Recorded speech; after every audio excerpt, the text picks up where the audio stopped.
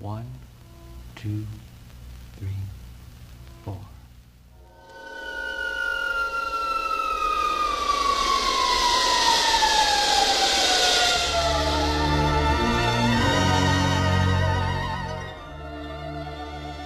Hai teman kumis, kenalin gua Eno. Iya. Profesi gua sebagai taksi online di Bogor khususnya. Gua mau menceritakan tentang pengalaman semasa gua narik. Waktu itu gua dapet penumpang di, kalau nggak salah itu 1 tahun silam lah, dari Ciamas tujuan ke Cipularang. Di situ gua nggak punya firasat apapun, nggak punya pikiran apapun, ya seperti penumpang biasanya lah, yang biasa saya bawa gitu. Pas si bapak itu naik, dari situ sedikit firasat bahwa si bapak itu bisa melihat sesuatu dari physically ya. Nah, dari seperjalanan Ciamas ke Cipularang, kita cerita banyak dan singkat kata nih, bapak bilang, "Mas, ada yang ngikutin." Wah, siapa pak? Langsung gitu kan, kaget gue. Wah, siapa pak yang ngikutin pak? Ada ini mas, cewek gitu. Wah, siapa pak?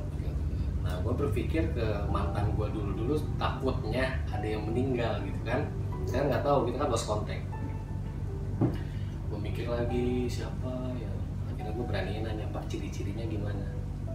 Nah, si bapak bilang ciri-cirinya rambutnya ikal, putih, terus bibirnya tipis. Nah, setahu gue kan namanya setan kan serem.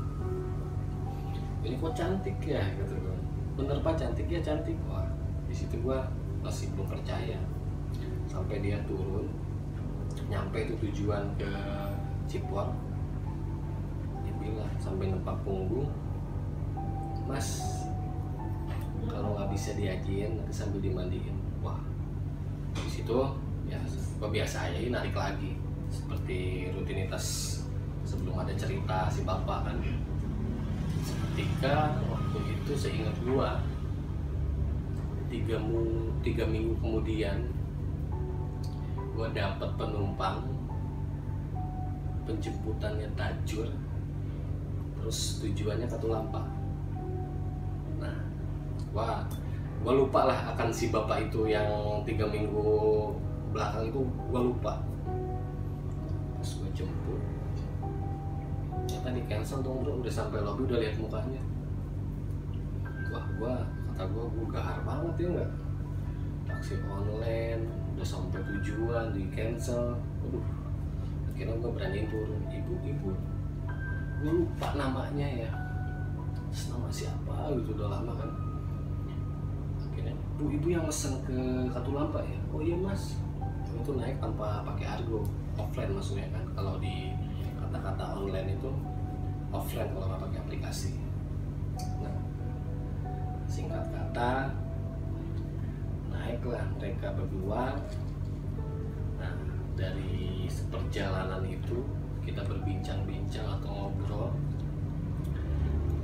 Nah, pas ngobrol, gua orangnya kepo bro kalau penumpang, suka nanya, "Bu, Katulampa mau ngapain?" Nah, pas gitu gua ngambil motor. "Kok motornya ditinggal?" "Ini mas," katanya, "si bapak habis makan terus mual." Wah, "Pak masuk angin kali atau gimana?" "Oh enggak mas, si bapak ini bisa merasakan." "Oh," kata bapaknya, "Oh si ibu juga bisa melihat." Oh gitu. Nah, dari persejalan itu, "Bu ya udah, nanti orang sana yang bawa, ibu balik lagi sama saya, daripada si bapak bawa motor nggak bisa kan."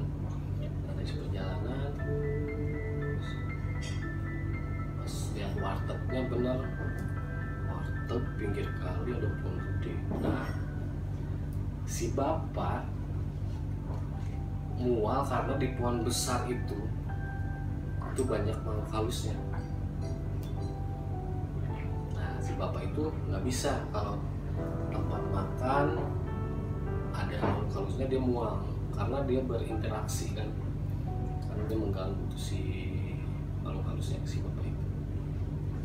Nah singkat kata kita pulanglah ke salah satu hotel yang tadi pertama saya jemput dia. Jadi sebutannya PP kalau anak online kan, pulang pergi. Motornya dibawa sama warga situ ke hotel yang ada di Tajur. Nah sudah di situ akhirnya karena saya mendengar si bapak bisa merasakan dan si ibu bisa melihat. Nah akhirnya saya memberanikan diri dan menanyakan, Bu, emang ada sosok cewek yang ikutin saya, Ibu? Nah si ibu bilang ada, Mas. Wah, berarti dalam hati nih, berarti sama nih sama si bapak yang penumpang yang di Ciamis tujuan ke Cipor nih. Dan saya nggak bilang ciri-cirinya kan, terus gua nggak bilang ciri-cirinya kan. Dari situ gua ngobrol lagi dan ibunya ngeliatin ciri-cirinya, rambutnya keriting, ikal, bibirnya tipis, mulai putih. Wah, sama dong sama si bapak. Nah dari situ yang tadinya gua sedikit tidak percaya, nah percaya makin nambah nih, karena si ibu sama si bapak ini, gitu kan. Kok bisa sih Bu, ini si cewek ngikutin saya, gitu kan? Kata si ibu, bisa aja Mas. Emang ketemu di mana Bu? Di jalan Mas. Gitu. Terus ada ucapan dari si ibu waktu itu, Mas, kalau Mas cari orang pintar untuk mediasi, minta dinikahin sama si sosok cewek ini, Mas bisa sukses. Wah, siapa sih yang nggak mau sukses? Ya nggak? Mikir lagi dong. Dan gue nggak tahu orang pinternya di mana, ya nggak? Gue nggak pernah berinteraksi sama orang pinter gitu-gituan kan, gitu kan? Nah, begitu. Sampai sekarang sih, gue belum pernah nemuin orang pintar. Gitu, belum pernah. Nah, sekarang ini gue akan cerita ini di Cafe Warkuy. Di Cafe Warkuy di sini menyediakan kopi dan minuman. Gitu. Nongkrong sini tempat untuk nongkrong di tengah kota, di Jalan Kesatuan ya, di Sekolah Kesatuan. Tempatnya enak buat ngopi. Rekomen deh pokoknya kalau buat anak-anak nongkrong deh, buat kesini. Kopinya enak, pas pokoknya. Kita lanjut lagi, balik lagi ke cerita gua yang awal. Nah udah itu pas udah ngomong dinikahin lah, namanya bisa sukses terus, tapi kata si ibunya ini bukan saran yang baik dan bukan saran yang bagus. Nah, udah gitu si bapaknya menyarankan jangan gitu. Tapi kenapa si ibu bilang gitu kan, jadi kan orang penasaran gitu. Udah gitu tanpa gua sadari selama ini, kenapa kalau gua makan di suatu tempat atau gua belanja di toko, ini tempat sepi nih, giliran gua makan 5 menit atau 10 menit durasinya itu bakal rame. Nah, gua ngehnya itu pas kejadian itu hampir dari 10 kali. Gua baru ingat, oh iya gua pernah makan itu selama ini, baru ingat. Tadinya gue nggak ngeh gitu kan, emang yang namanya tukang dagang ya kan pasti rame, tapi kok berulang-ulang gue seperti itu gitu, berulang-ulang gitu. Nah yang bikin gue ada tanda tanya, ini sosok cewek itu membawa rezeki ke gue atau atau ke sekitar gua gitu. Tapi sekarang sih gua masih penasaran kayak situ. Nah, kata si ibu, Mas, balik lagi nih, flashback lagi ke si ibu. Gua baru ingat, dia bilang gini, Mas pernah mimpi basah belum? Oh, sering Bu, kata saya kan. Wah, masih apa Mas cewek? Wah, itu bisa jadi dia Mas. Oh gitu. Tapi Bu, mimpinya kok sampai saya klimaks gitu Bu, keluar kayak beneran gitu. Wah, itu bener Mas, itu berarti Mas sudah berhubungan gitu. Si ibu tuh pernah bilang, si sosok cewek ini bakal marah kalau gue selingkuh dari pasangan gue sendiri. Nah, gue nggak tahu marahnya kayak gimana atau dampaknya kayak gimana.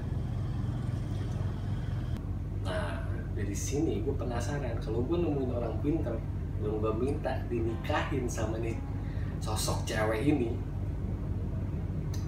apa ya maksudnya, ke guanya tuh mendapatkan apa gitu. Apakah gua akan kaya?